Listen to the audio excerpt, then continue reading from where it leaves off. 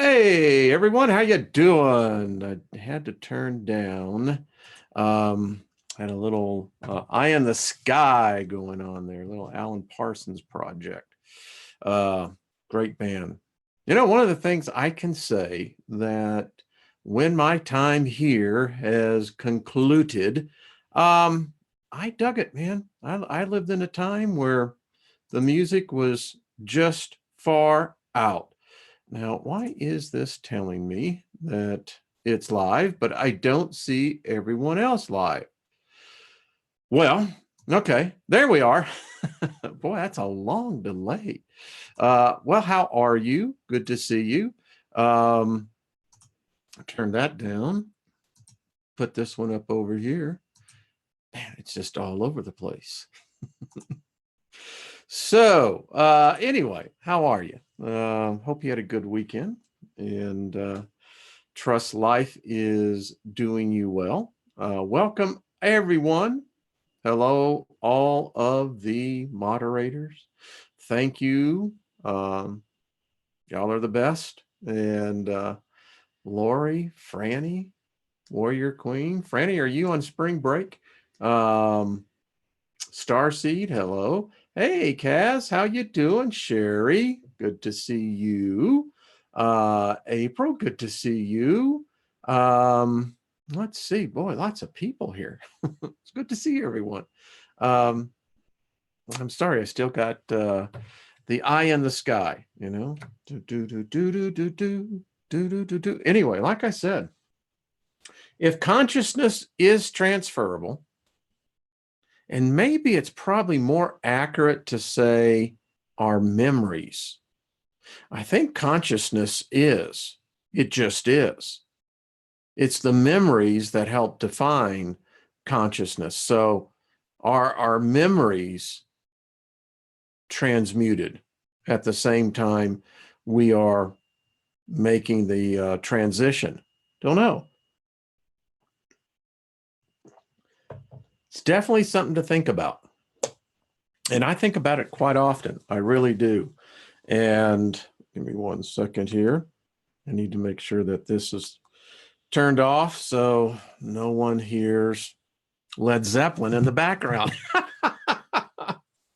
Anyway, I digress. So it's so good to see everyone. I hope you're doing good. And we're going to get into some pretty good stuff today. I talked yesterday about an enzyme that has been discovered. And I'm going to put forward a lot of the thoughts that has been in this book that I'm reading. You're almost getting kind of the cliff notes, but it's very compelling when you do the science. You start looking at it. Well, Joe, that's good. I saw that you had a question on that. Listen, if someone plagiarizes your work, I mean, that's pretty easy to resolve. And I don't think anyone in this group is going to plagiarize your work. I think you can be at peace. So doing a lot of research, I was up late last night, and you start looking at where we are right now in this moment of time. We're sapiens.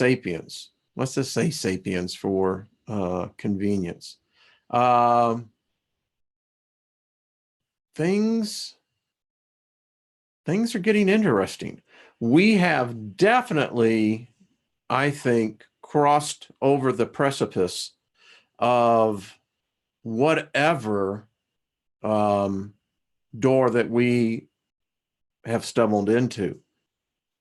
I think there is a change even outside what's the basic problem with our species, that you and I have, we carry it. It's a legacy. We pass it on to the future generations. It's been passed on to us. Well, hello, Hadley. Good to see you. Welcome again, everyone. So good to see everyone here. And that's really my quest. Everyone knows where I stand, It's always funny how people sometimes write some, and it's only the Christians that do it. I hate to point them out, but they're the only ones that do it. I don't get nasty emails from Muslims. I don't get nasty emails from people who are in the Jewish faith, Hindu, Buddhist, just one group. And they can't accept that people should be advancing. So I'm trying to think how I want to do this. I don't know if I want to do the letter from source, which is pretty interesting, and then get into the topic, because here's the thing that I have, and it's right over there on that whiteboard. One of the statements I've had, it's been up there for over a year. Why no mental development? And what I mean by that, we're very limited. Sapiens are in our development. Right now, the vast majority of people would say that human beings are at the top. You know, there's us and then there's God. And when you begin to challenge them on both topics, that causes cognitive dissonance to kick in. And it's hard. I mean, most people don't think, or they become polarized, and that's a good word, in one particular point of view. And once you stop looking or considering other points of view, you're finished. Remember this, folks, if you only go to only the point of view that satisfies you, all you're doing is going in circles. There's nothing to counter it, nothing to challenge it. And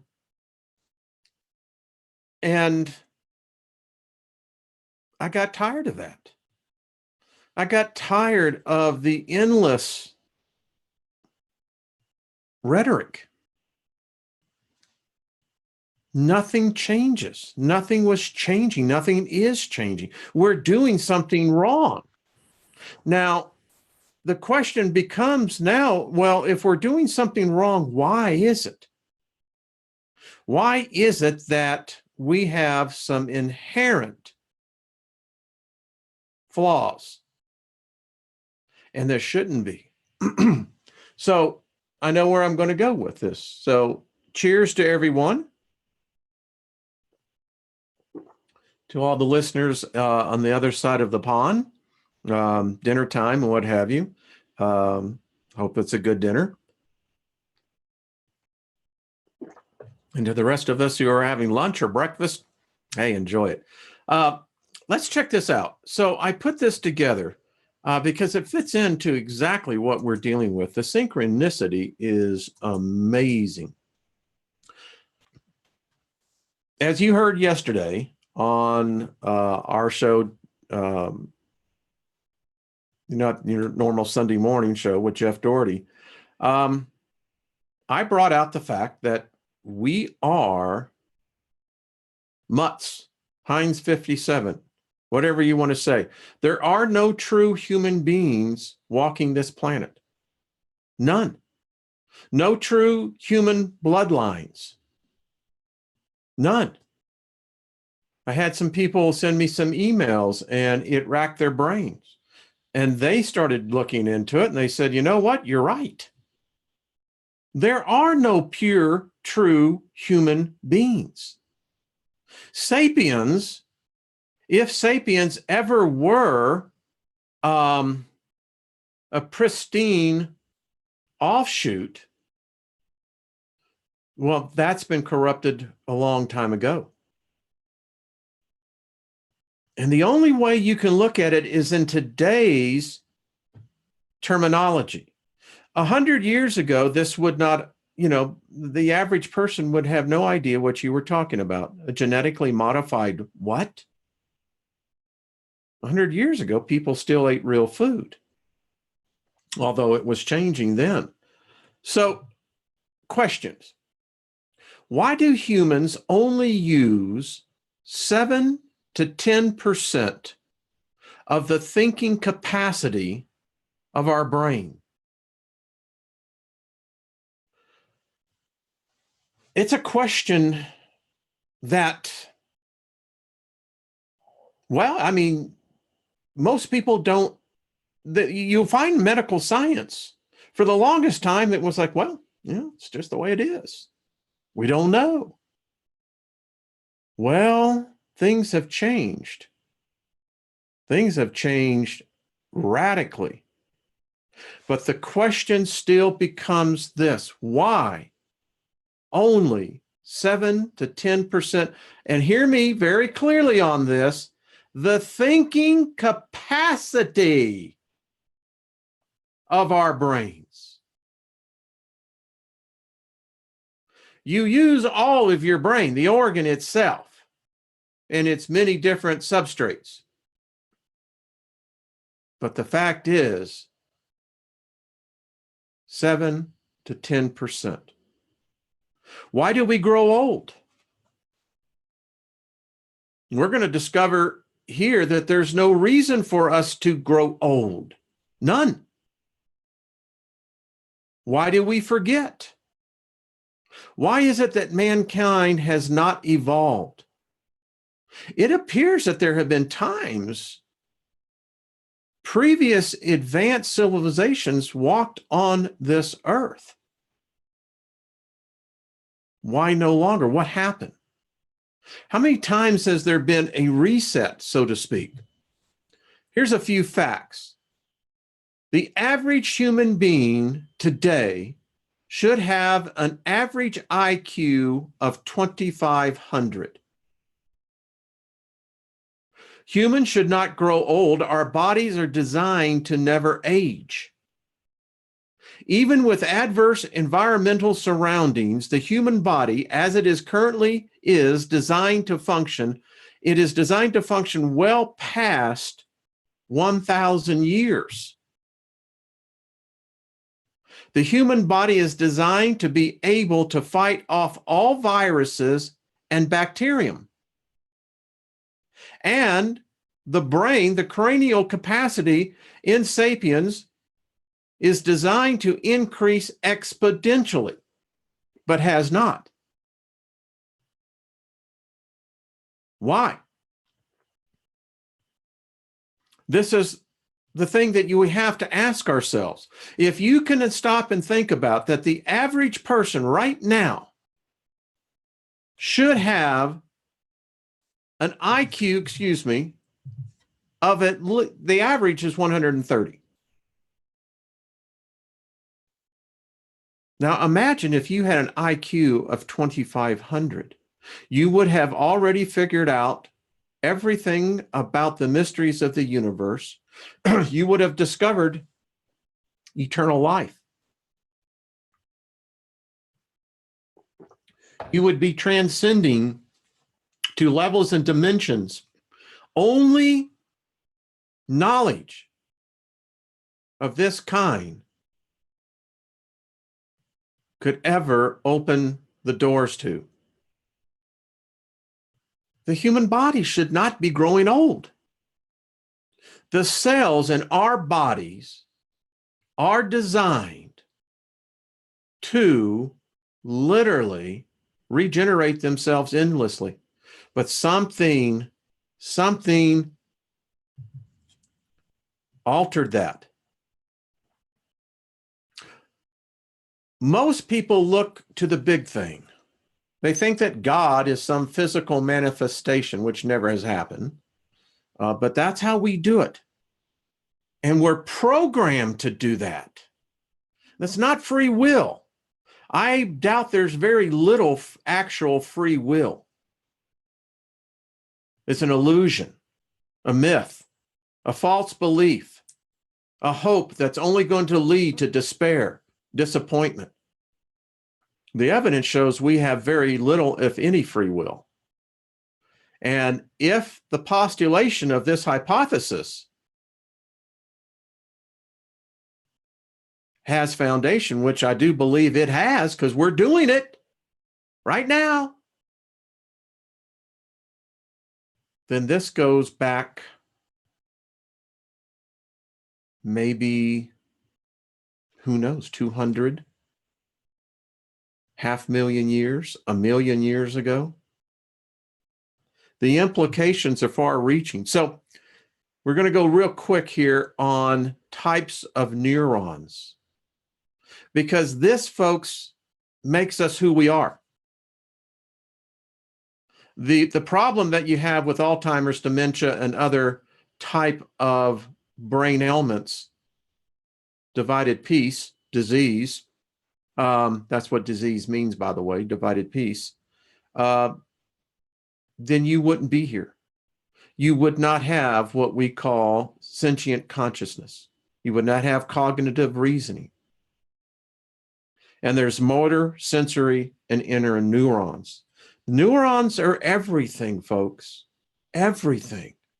And if there's an interruption in any matter, particularly when you get down to the molecule and atomic level, this is where it begins to get very interesting. Now, all enzymes are proteins, but not all proteins are enzymes. There are certain enzymes that when you start studying these, wow.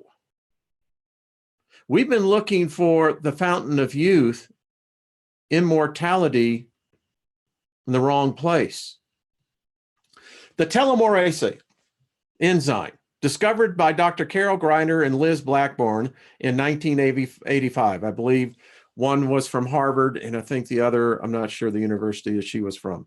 Telomerase is a unique ribonucleic protein enzyme made of protein and RNA subunits that elongate chromosomes by adding the TTAGG, which you can see over there in the chromosome stack, to the end of chromosomes. The reason why we grow old is that at the end of our chromosomes, there's a cap, and there's a substance there. Now, this substance is supposed to be refurbished, but in us, it doesn't.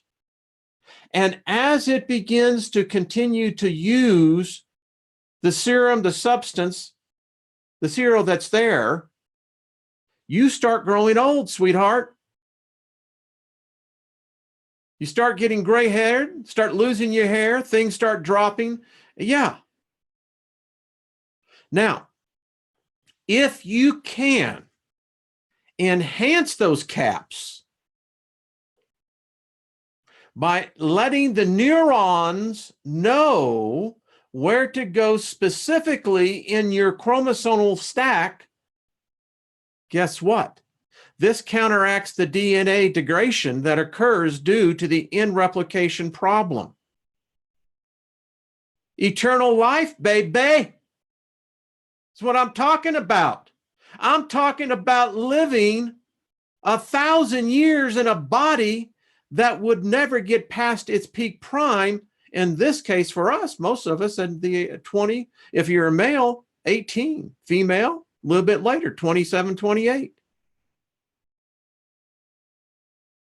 This is it, baby. This is it. This is where everything happens. Now, follow me on this. So here is the telomerase enzyme. You can see how it rides on the DNA string down to the nucleide. And it begins to rearrange. It's an amazing process of what this can do. It reverses aging.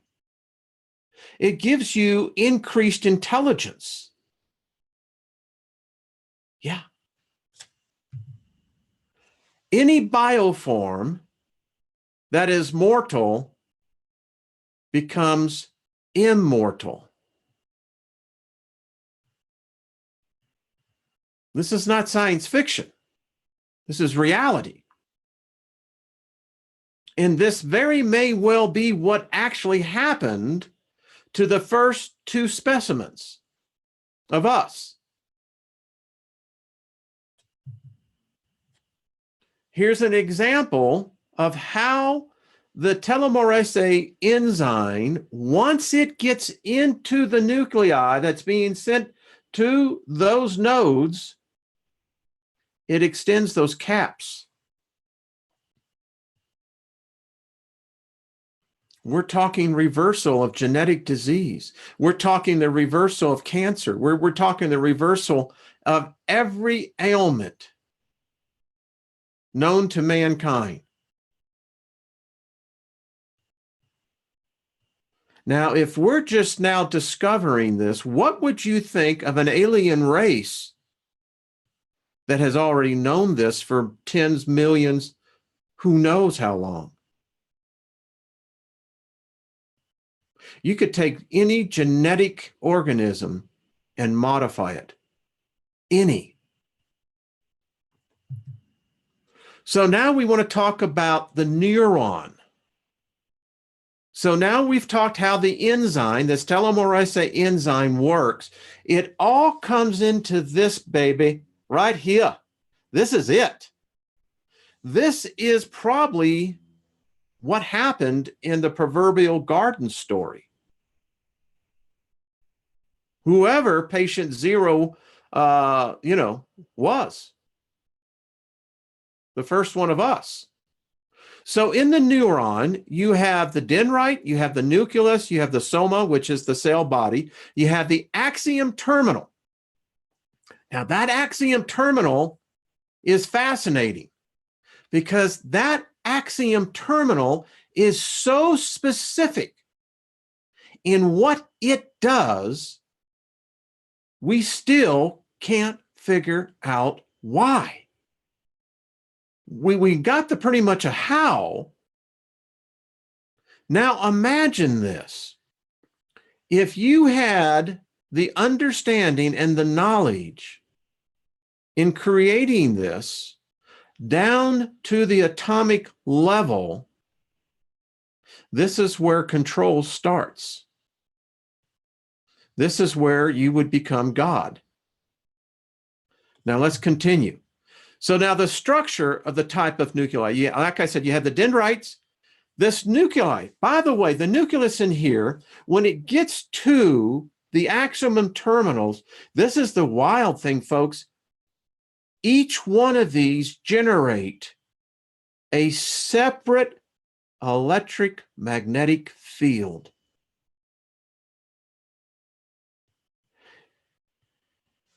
It changes everything where the information goes. When it leaves this neuron and then gets into the postsynaptic cell, which is into the synaptic pathways, which cause you to think. This is what's so interesting when you think this from a philosophical point of view. You have no control of your body. Now, you have the ability to move the appendages, but your body is technically a separate bioorganism than you. Your body right now, mine is the same way, is functioning at trillions of components, populations, etc. Things that we cannot control, heart rate, beat, etc., these other things. Blood flow, marrow coming out of your red blood corpuscles, white corpuscles.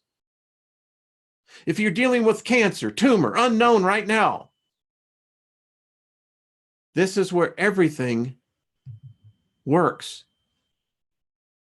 And if you can control this, folks, right here is what we have discovered why we age. Why we cannot access more of our thinking capacity. Right here is where we found something altered that. Deliberately. Deliberately.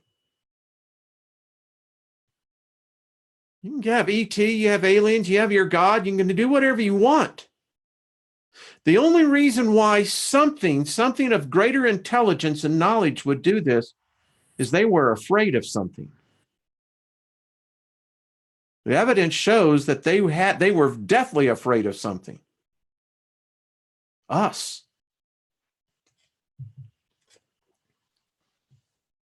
Machines altered humans. Nanobots. We think it's a marvelous new technology we have just discovered, but it appears to be hundreds of millions of years old. We know enough now about nanobot technology in experiments that have been done that we can literally inject living bioorganisms with these nano machines and begin to repair on the cellular level.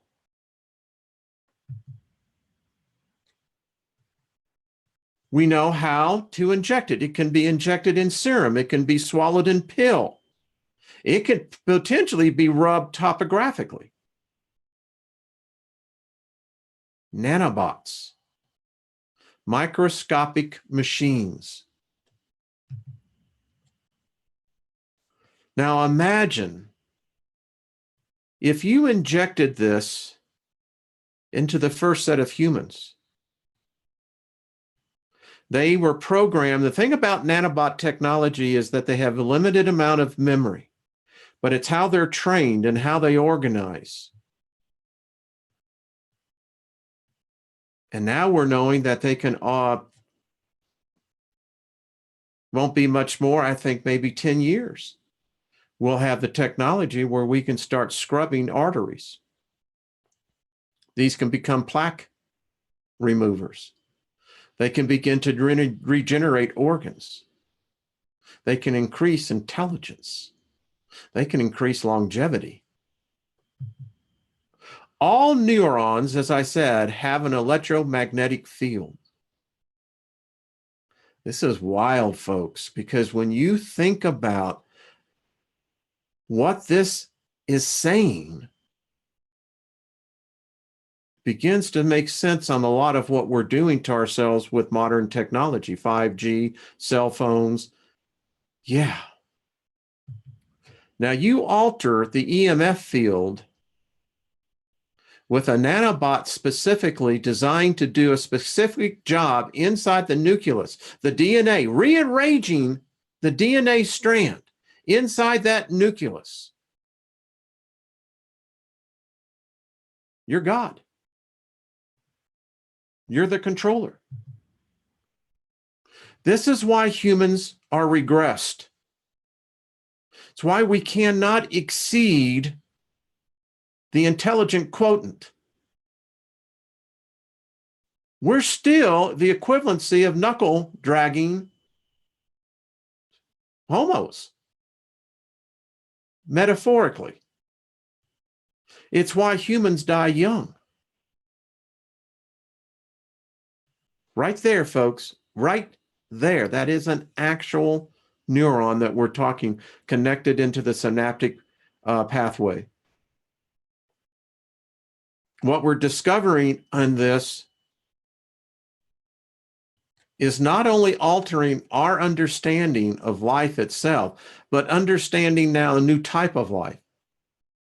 A life that's down on the molecule atomic level that actually rules everything. You see, it's becoming evident they altered us to stay dumb and to die before our time. The question is, are they going to kill us again? They've done it several times. I don't know who they are, but they did that. And now that we have become gods, we can create life. We actually can give life, potentially a soul.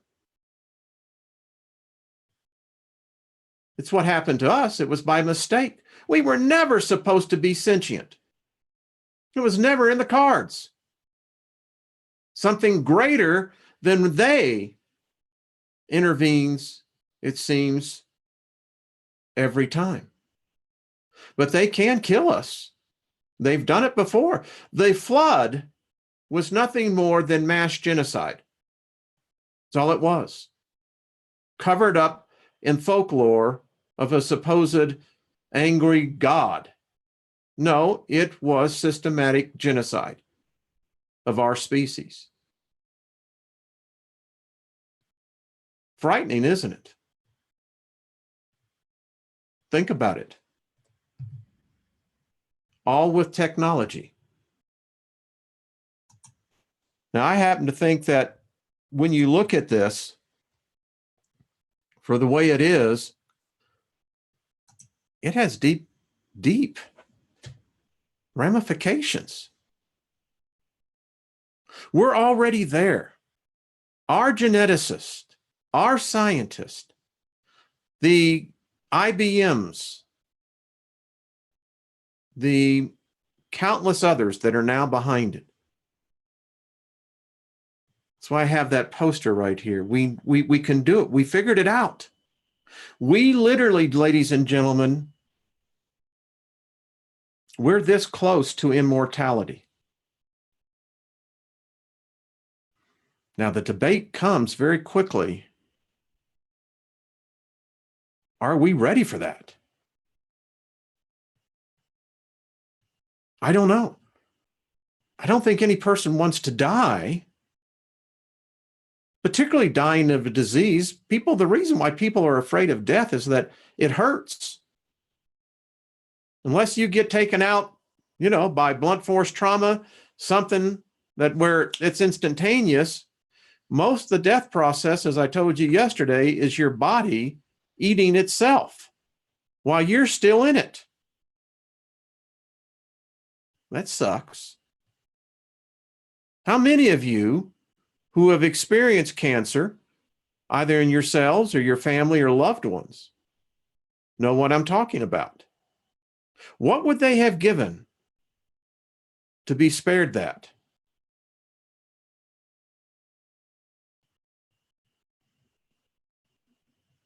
That's what's so horrifying about Alzheimer's.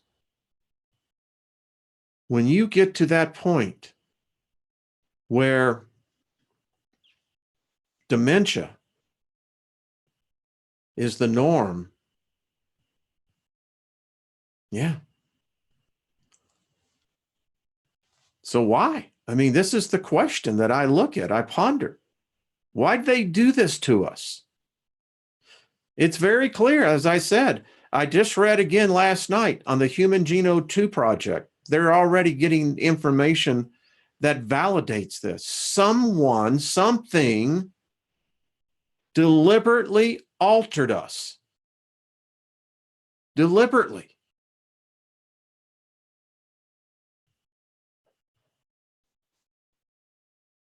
It's weird. And, this is where we don't know. Who knows? Is this where we get this thing inside of us that somehow man will always invent gods? We do. The gods of the world right now, they're short timers. They just recently came to the table. Hell, there's a whole slew of them that are in front of, the Jesus God, the God of the Bible, the Quran, the Vedic. All these guys are short timers. They're newbies. There's others that are much, much older.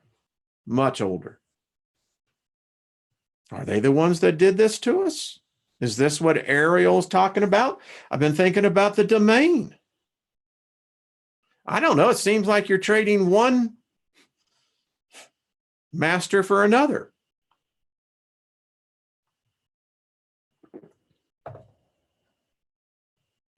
We're changing, folks. And at some point in time, our species is going to have to wake up. So let's get in with Ariel. We left off on page 91.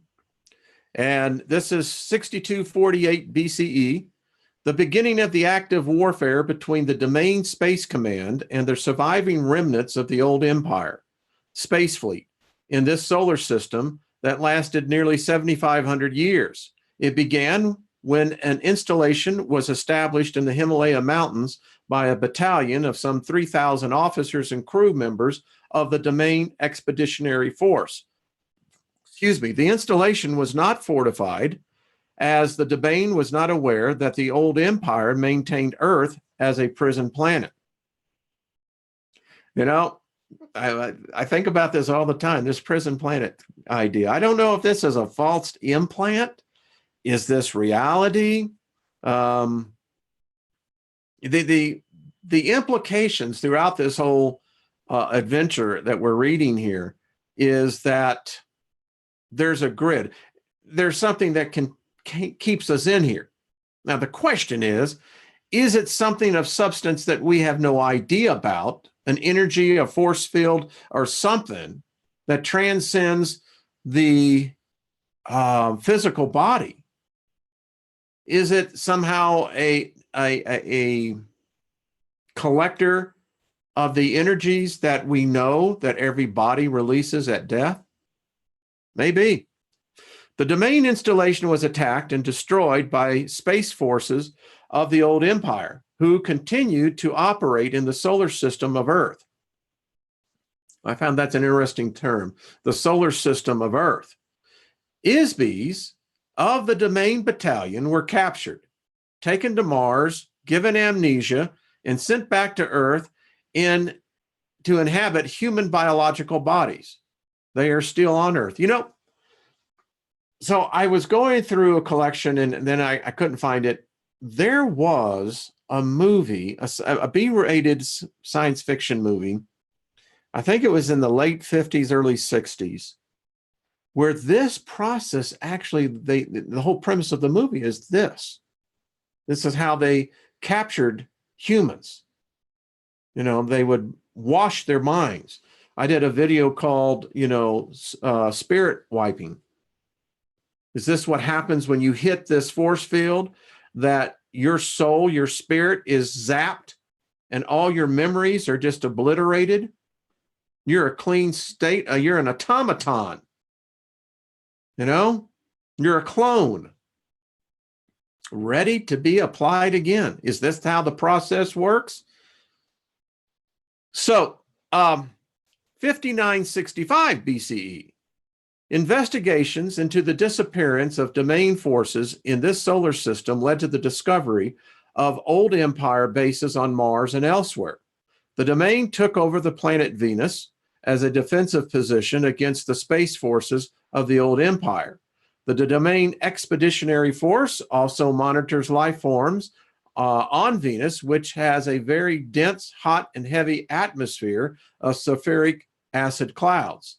There are a few life forms on Earth that can endure an atmospheric environment like Venus, and this is true. Go and just look at what they found in the Mariana Trench, the smokers, the vents that are down there. These life forms are not carbon-based. They are actually, they feed off sulfuric acid at tremendous pressures. That's alien life, folks. It's not our life. It's not even in the same classification, but it's life. The Domain also established secret installations on space stations in the Earth solar system. This solar system has a planet that is broken up, the asteroid belt. It provides a very useful low-gravity platform for takeoff and landing of spacecraft. It is used as a galactic jump between the Milky Way and the adjoining galaxies. There aren't any planets at this end of the galaxy that can serve as a good galactic entering spot for incoming transport and other ships. But this broken up planet makes a very ideal space station. As a result of our war against the old empire, this area of the solar system is now a valuable possession of the Domain. I don't like that, do you? I mean, when someone starts using the word possession, describing us, no, whoa, time out, Jack. What do you mean, possession? I got your possession hanging. Anyway, The intervention into the affairs on earth by the old empire operatives or divine gods was disrupted at this time by the domain forces. They were forced to replace themselves with human rulers. The first dynasty of human pharaohs who united Upper and Lower Egypt began with the rule of a pharaoh who, coincidentally, was named Men. He established the capital city called Mennefer, the beauty of men in Egypt. This started the first succession of 10 human pharaohs and a period of 350 years of chaos that followed in the administrative ranks of the old empire. Another take on things, who knows? 3200 BCE. As I mentioned earlier, Earth was under attack between the domain and the old empire forces during this period. Of course, this does not make any sense to archaeologists or historians on Earth because the Egyptian period is a space opera era period. The space opera is a very interesting term still. She uses it. Since Earth historians have amnesia, they assume that this was only a religious period. Isn't that true? Isn't that odd? It's like the blind leading the blind. You get into the room, you can't see. Now you got other people there that you can feel them and you're saying, hey, what's going on? Well, come and follow us. We'll show you. And they don't know either. They can't see. But you buy it, and the next thing you know, you meet the next person that comes along and you tell them that, this is the way it is. Further, because the technology and civilizations installed on Earth during this period were prepackaged, they did not evolve on Earth.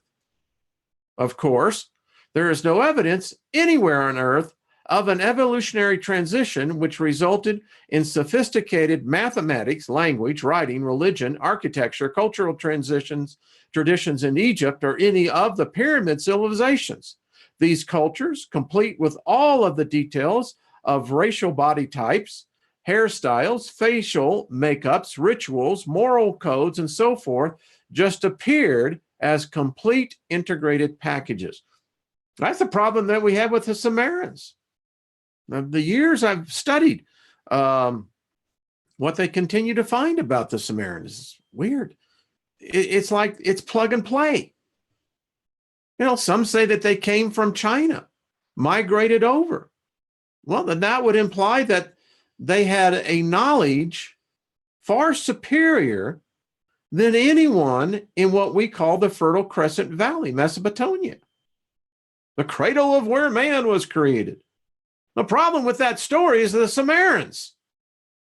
They screwed the whole story up. So how did they come with this prepackaged integrated society? Rules, laws, knowledge of agriculture, all of this. Something ain't right up there, baby. The physical evidence suggests that all evidence of the intervention of the domain or old empire forces or any other extraterrestrial activity has been carefully cleaned up so as to not to create suspicion. The old empire forces does not want the ISBs of Earth to suspect that they have been captured, transplanted to Earth, and brainwashed.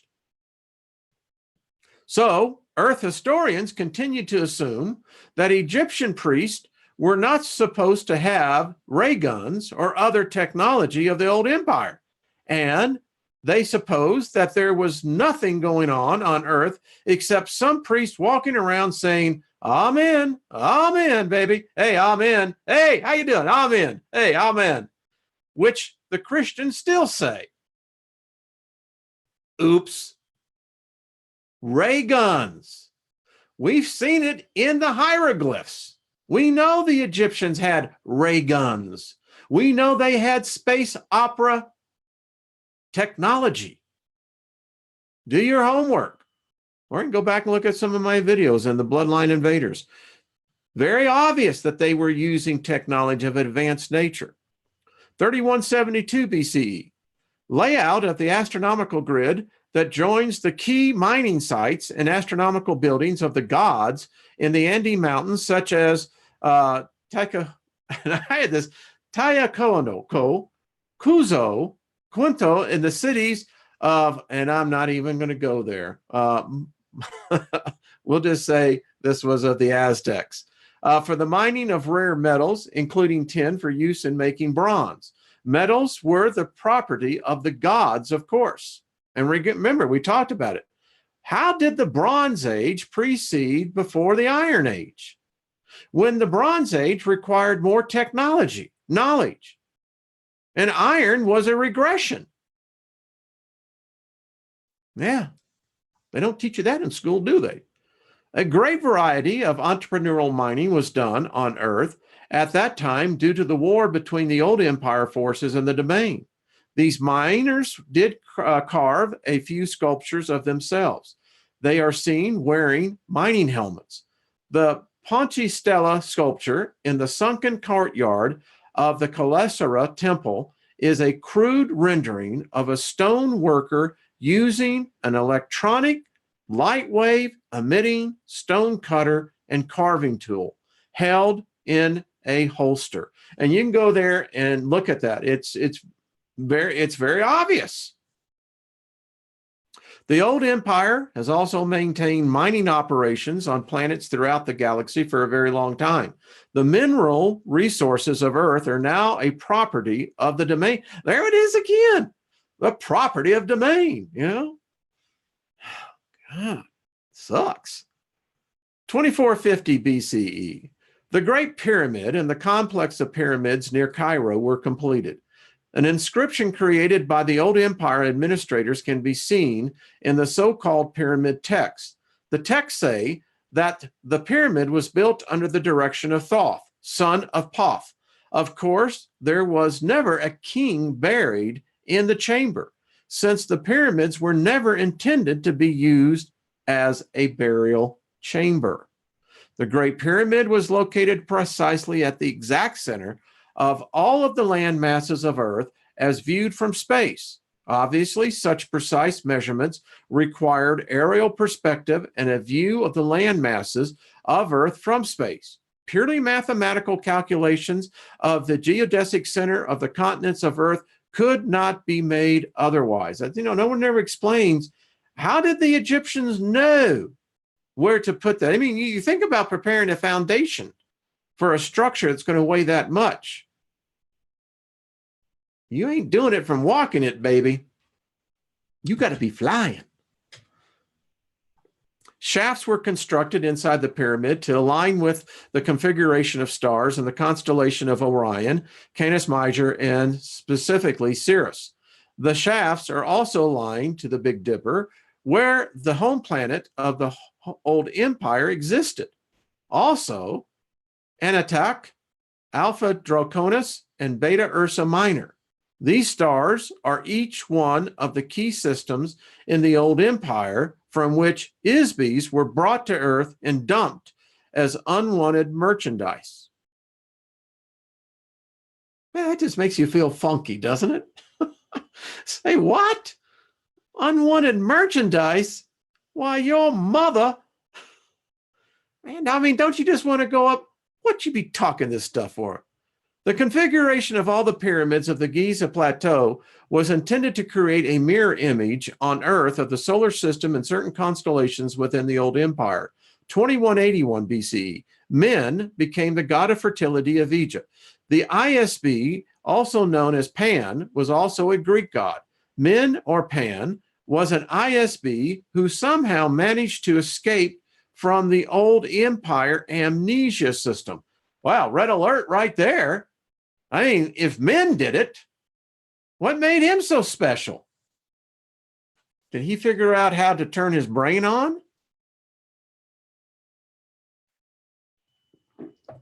See, I contend escape is possible. All we have to do is increase our IQ even by 100. We'd be smarter than Einstein, Sagan, Hawkins, all of them. If we could increase our IQ by 100, I think we could figure this out pretty quickly, because once we figured that out, then we could figure out how to get our IQ up double that. One of the results of the intensifying battle between the domain forces and the old empire forces was that the control of the divine rulers was broken at this time. They finally left Egypt and returned to the heavens, so to speak, in defeat. Human beings took over the ruling role of pharaohs. The first human pharaoh moved the capital city of Egypt from Memphis to Heraclius. I tell you, I have fun with that. 1500 BCE. This is the date from the destruction of Atlantis given by the Egyptian high priest Phineas of Heliopolis. Come on, Steiger. I don't know why I get into these things. The priest of Anu recorded that the Mediterranean area was invaded by Atlanteans, people about this time. Of course, these people were not from the ancient continent of Atlanta, but in the Atlantic Ocean, which existed more than 70,000 years earlier. So Atlantis existed. We always thought it did. These were refugees from the Minoan civilization on Crete, escaping from the volcanic eruption and tidal waves of Mount Thera that destroyed their civilizations. Very odd. Just saw this last week, what this Mount Thera, when it exploded, it sent a wall of water across the Mediterranean that they said was several hundred feet up. And then landmass that was just immediately sunken because they built this on the volcano of all places. We still do. Plato's reference to Atlantis were borrowed from the writings of the Greek philosopher Solon, who was given the information by the Egyptian priests who called Atlantis Keptu, which also happens to be the Egyptian name for the people of Crete. Some of the survivors of the Minoan volcanic disaster asked Egypt for help, since they were the only other civilization with high culture in the Mediterranean area at the time. 1351 BC to 1337. The Domain Expeditionary Force actively waged a war of the religious conquest against the Egyptian mystery cult called the Priest of Amun. They also known as the Old Empire Brothers of the Serpent. There's the Brothers of the Serpent again.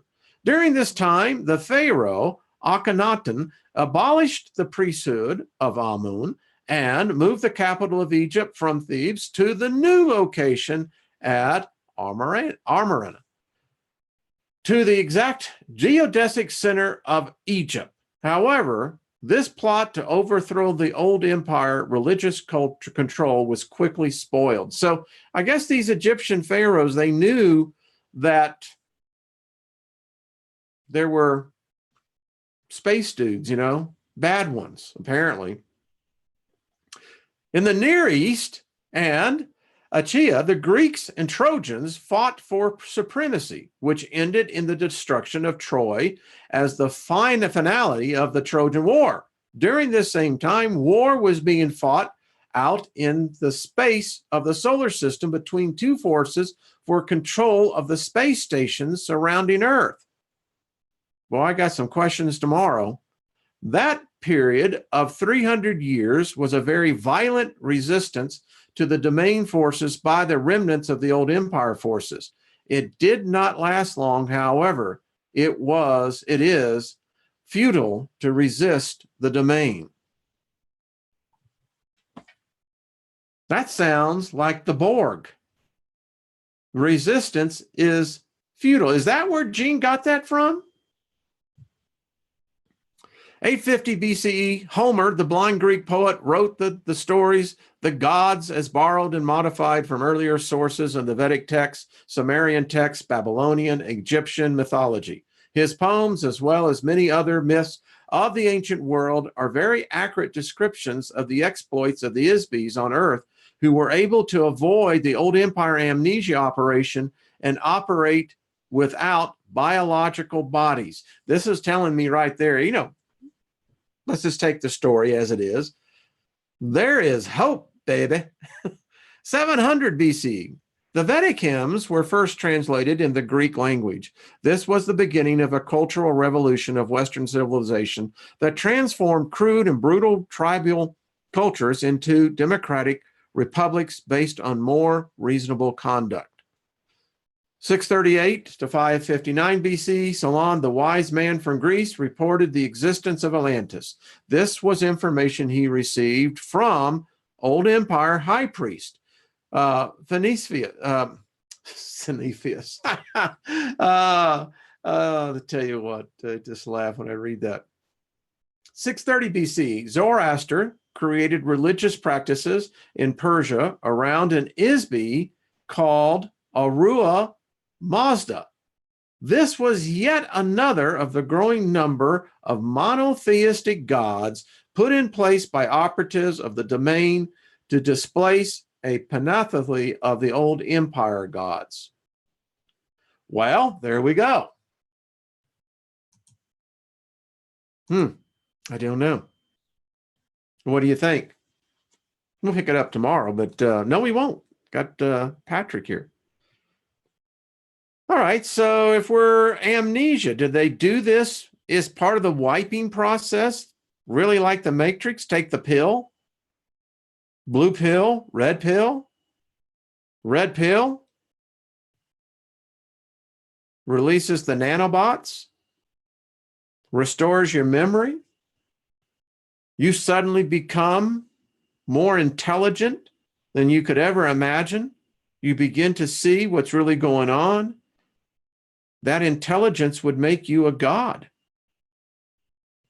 I mean, think about it. If someone had an IQ on Earth right now of 500, they'd be a god. They would know things that we couldn't even begin to fathom. But yet, it would be very normal in another point of view. If all humans have an IQ of 500,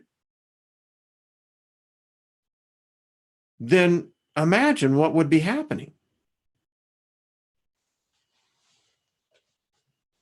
There's a reason why we're not increasing in intelligence, folks. That's what I'm trying to get to here. There's a reason for this. We think our technology is somehow aiding us, and it's showing to be just the opposite. It's imprisoning us. It's making us dumber. You know, if all you're doing is punching keys and you're relying on the machine to keep your memories, that's not you. You're losing the ability.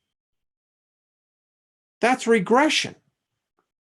It's not increasing. Why don't we see the intelligent quotient increase from one generation to the next? It should be, by all indicators.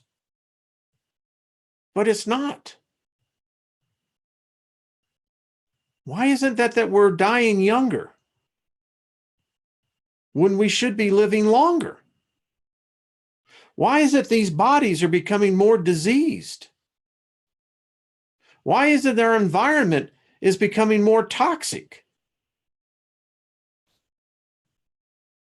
Well, thank you. Thank you, Brian. Thank you, buddy. Thank you both.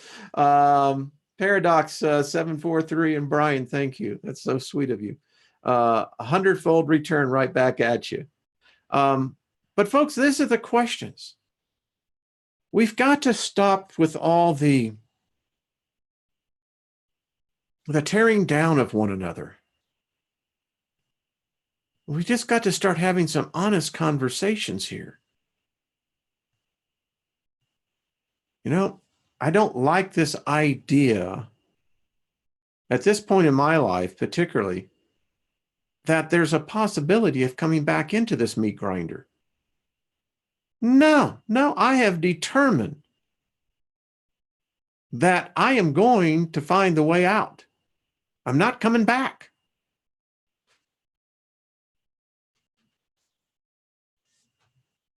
I'm not doing it. You know, I take more grief for people that supposedly loved me at one time, you know?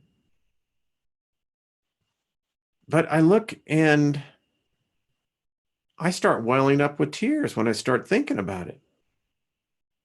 because they've progressed nowhere. And I look around. We were out and about over the weekend, and both my wife and I just looked around. It was like watching cats. You couldn't hurt them.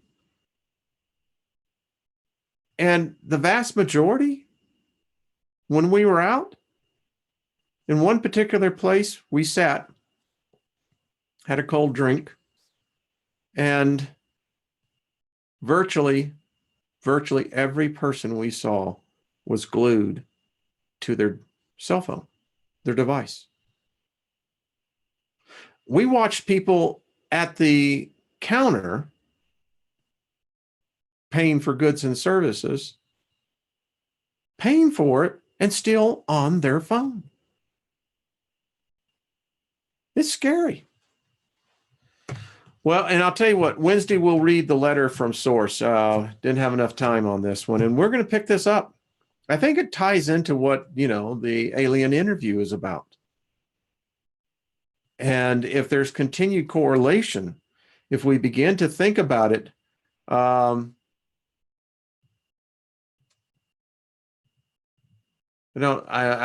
trying to read stuff and I can't read that. It's going very quickly. We've got to begin to think about this. Could it really be? You think about this. An intelligence that can create life. We can do it. We can do it in a lab right now. We can create life. And again, we're still pondering, have we given them souls, spirits? Is there something that just happens? But imagine a species that we would call God that created us and realized we were becoming smart. In fact, we were growing exponentially in knowledge and understanding. Thus, the thing of the tree of knowledge, good and evil. Knowledge is neither good nor evil, it just is. Now imagine, it couldn't be the knowledge of everything, because if it was the knowledge of everything, we would have known how to become immortal. We didn't, or at least not that we know of. Now think about this. Something that you created has now gotten out of hand. It's growing smart. And you realize it's going to be as smart as you. This is a problem. Because if they get a hold of the technology that makes them immortal like God is, because God was mortal. People always get all over me. I go read your Bible. It's right there, and it says that God dies. And people can't handle that. But God does die. It's right there. But still, extending life. If we could extend our lives out, say, 1 million years, you would be God. You'd be immortal. The knowledge that you would gain would allow you to extend your life indefinitely. Now, imagine something that you created lower than yourself, right? Give me 1 second, folks. Sorry about that. What do you do with it? Well, the first thing you would do is you would try to wipe them out. They did. We call it Noah's flood, the deluge. They still kept getting smarter. Then we started building a spaceport. Man did. They came down. The only way that they could have done it, folks, is through nanotechnology. You could literally wipe out a whole species' memory. Remember the electromagnetic fields that the neurons generate? And from them, they know exactly how much energy it's necessary to send that impulse of light, which we call thought. So they came down, did a lobotomy on us, where we started speaking different languages. They knew at that point, they knew that we would never be unified. And that was their plan. The other plan is that when they introduced to the human population the nanobot technology that reduced our IQ, our brain capacity. We're idiots. When you think that we should have an IQ of 2,500 by now, we are idiots. And it's very well demonstrated by the world today. Turn on the news right now. You'll see how many idiots are running the world. Their IQ is not increasing.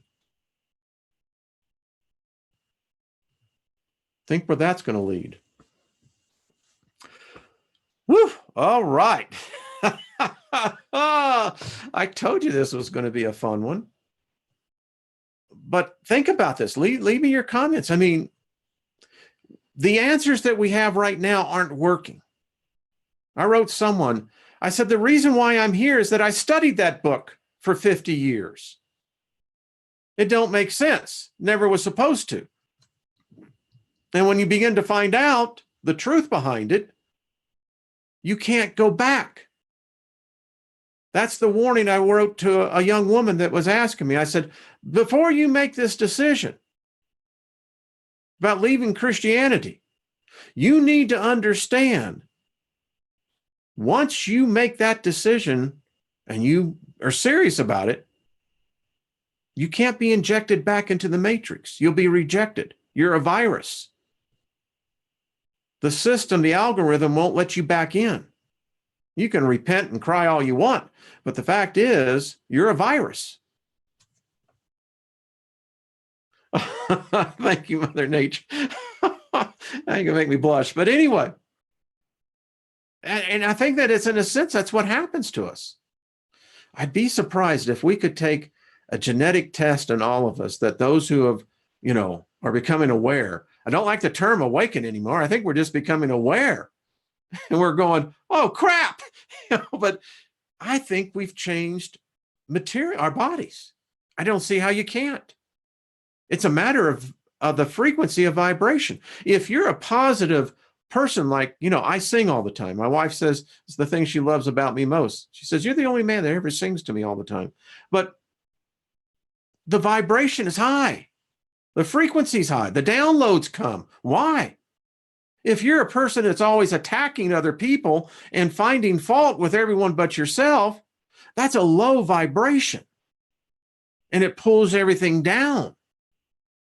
We were in a restaurant where we saw an argument going on, and we had to make a verbal affirmation. No, that we weren't going to let that energy flow over. And we just rebuffed it. But anyway, boy, now I'm on a roll. Man. All right. Thanks, folks. I really kept you longer than I intended. My apologies. Just invoking great favor upon all of you today. Nothing missing, nothing broken. I appreciate and thank you. Tomorrow we'll be with Patrick Garrett, talking with the planets, getting lots of questions. Send them in. They're getting deeper, and I think that's what we're supposed to be. Channeling is a natural function of the human condition. I believe that that's a natural state of consciousness that all of us have. If we could have IQs of 2,500, think about where our telepathy skills would be at. Wow. Yeah, I could dig that. All right. Thank you, Rocker Chick. Franny, Warrior Queen, all of you, thank you again. Y'all are the best. You're just groovy people. Love yourselves, and we'll see you tomorrow. And have fun. Sing a song, sing a whistle. Listen, if you're singing a song, you can never go down, Well, maybe if you're singing a sad song. Brooks and Dunn, The neon moon. There's a tearjerker. Anyway, I digress, folks. All right. Be good to yourselves. I'll see you tomorrow. Bye-bye.